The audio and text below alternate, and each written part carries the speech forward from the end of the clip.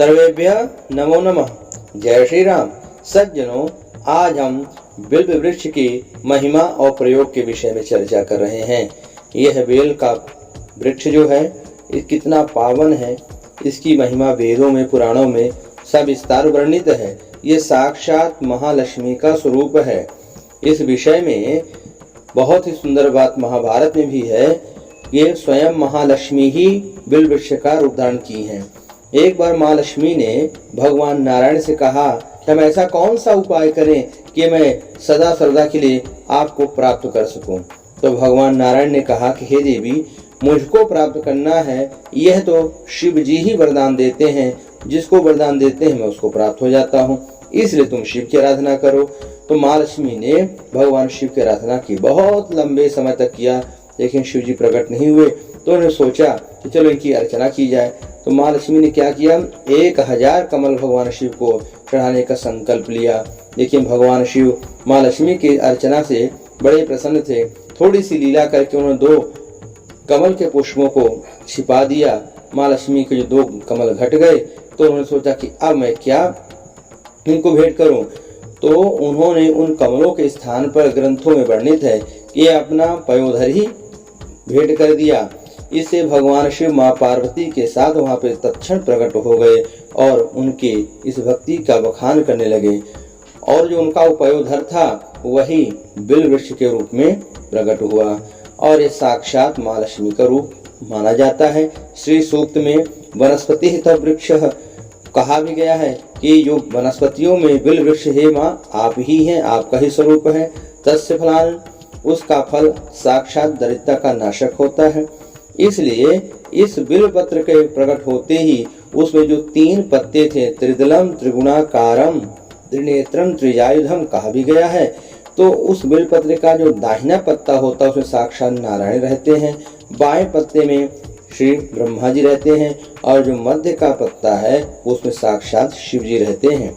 इसलिए खंडित बेलपत्र नहीं चढ़ाना चाहिए, 3 दल ही चढ़ाने चाहिए, उसी से ये संपूर्ण लाभ मिलता है। और साक्षात लक्ष्मी का वास उस घर में सदा रहता है। ग्रंथों में यहाँ तक कहा गया है कि जो व्यक्ति श्रद्धा पूर्वक गाय के घी में बेलपत्र को डुबो करके और लक्ष्मी जी के या शिव जी के मंत्रों से हवन करते हैं तो उनकी जन्म जन्मांतर की गरीबी दूर हो जाती है। या बिल्व का जो फल होता है उसके गूदे को निकाल करके गाय के घी में डुबो करके लक्ष्मी जी के मंत्र से या शिव जी के मंत्र से हवन करते हैं, उनके घर में कई कल्पों तक कभी लक्ष्मी की कमी नहीं होती, सदा लक्ष्मी का वास होता है। तो बिल्व के पेड़ को कोई वृक्ष न माने, साक्षात माँ लक्ष्मी का रूप माने। इसको बिना स्नान किए न छुएं, जूते चप्पल पहन करके भी न छुएं। और अगर आपने शरीर में अपने तेल लगाया है ऐसी अवस्था में भी बेल को न छुएं। तो यह सहज ही बेल का पेड़ दर्शन मात्र से आपकी घर की सभी मनोकामनाओं को पूरा करने में समर्थ होता है।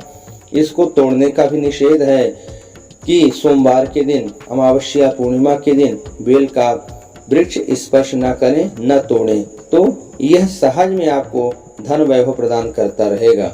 और साथ ही माँ लक्ष्मी की कृपा, साक्षात नारायण की कृपा, भगवान शिव की कृपा आपके घर परिवार पर सदा बरसती रहती है।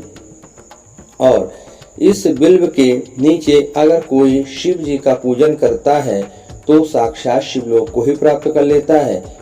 एक बार बेल के पत्ते को पीस करके पीने वाला या बेल के फल को खाने वाला पीने वाला 27 दिनों तक अति पवित्र रूप में होता है।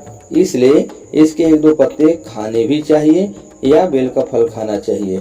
इससे अपने शरीर में मानसिक पवित्रता, आत्मिक पवित्रता और शारीरिक पवित्रता सदा सर्वदा के लिए बनी रहती है। और भगवान शिव की अनन्य भक्ति भी इसी वृक्ष के माध्यम से सहज ही प्राप्त हो जाती है। तो घर के आसपास इस वृक्ष को लगाएं, गमले में लगा सकते हैं।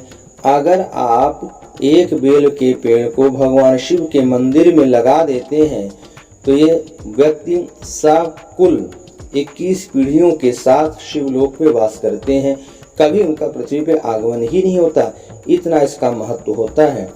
और नारायण का जो ध्यान करता है और वो बिल्व के पेड़ को लगाता है तो साक्षात वैकुंठ लोक को ही प्राप्त कर लेता है, क्योंकि साक्षात लक्ष्मी ही बिल्व का पेड़ है और इसीलिए नारायण को भी अति प्रिय वृक्ष है। और शिव जी को बेलपत्र के महिमा को कोई कह नहीं सकता है। और चढ़ाने का नियम भी होता है कि चिकना हिस्सा भगवान शिव के ऊपर होना चाहिए। जिधर से बेलपत्र पेड़ लगता है उसको डंठल बोलते हैं। वो डंठल अपने हाथ की तरफ हो और जो पत्नी की नोक है वो शिव जी की तरफ हो। इस तरह से उनको चढ़ाना चाहिए और अपनी मनोकामनाओं को बोलते हुए या ओम नमः शिवाय बोलते हुए आप बेल के पत्र को भगवान शिव को भेंट कर सकते हैं। इस प्रकार से आप बेल की महिमा को जान करके, इसका प्रयोग जान करके अपने घर की सभी सदस्यों की मनोकामनाओं को पूरा करने में सहज रूप में ही समर्थ हो सकते हैं। और खेल खेल में ही आप अपने हर कार्य को पूरा करके सदा सर्वदा के लिए भगवान शिव की कृपा के पात्र बन जाते हैं। अगले वीडियो में आपके लिए कुछ नई बातें लेकर के आएंगे। आपका जीवन मंगलमय हो। भगवान शिव मानसिक कृपा बनी रहे। जय श्री राम।